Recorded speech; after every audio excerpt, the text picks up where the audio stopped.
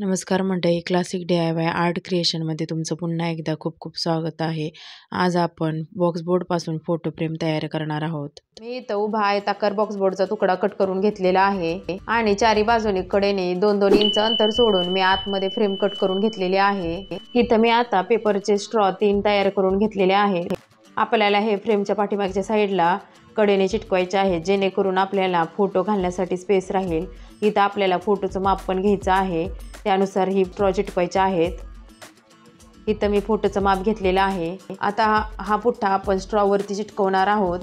मी इथं फोटो फ्रेमच्या पाठीमागे स्ट्रॉ जे लावलेले होते त्याच्यावरती पुठ्ठा चिटकवून घेतलेला आहे आणि त्यामध्ये फोटो घालून बघितलं आहे बसतो आहे का ते.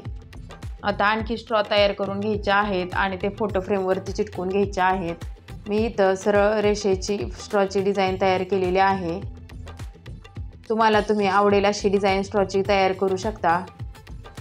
इथं मी उभे आणि आडवे असे स्ट्रॉ चिटकवून घेणार आहे.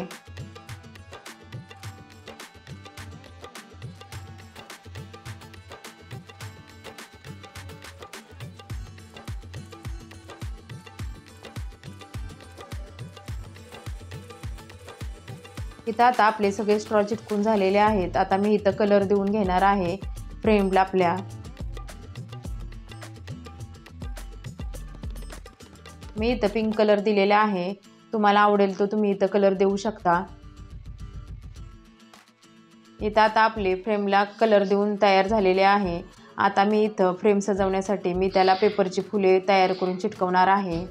मी इथं पेपरचे छोटे छोटे तुकडे कट करून घेतलेले आहेत आणि फुले कट करून घेतलेली आहेत. तुम्ही इथे कोणतीही डिझाईन करू शकता. मला फुलांची डिझाईन करायची होती, त्याच्यामुळे मी ही फुलांची डिझाईन केलेली आहे.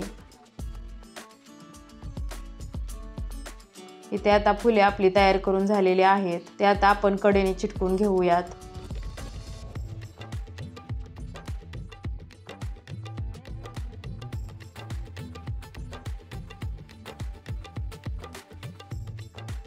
फुले इथे चिटकून झाल्यानंतर त्याच्या मधोमध एक सोनेरी एक मणी चिटकून घेणार आहे. आपली फुलांची फ्रेम तयार झालेली आहे. इथं आता मणी चिटकून घेत आहे मी. आपली फ्रेम तयार झाली. फोटो घातल्यानंतर फ्रेम अजूनच व्हिडिओ आवडल्यास लाईक, शेअर, सबस्क्राईब करायला विसरू नका आणि एक छानशी कमेंट करा. बाय.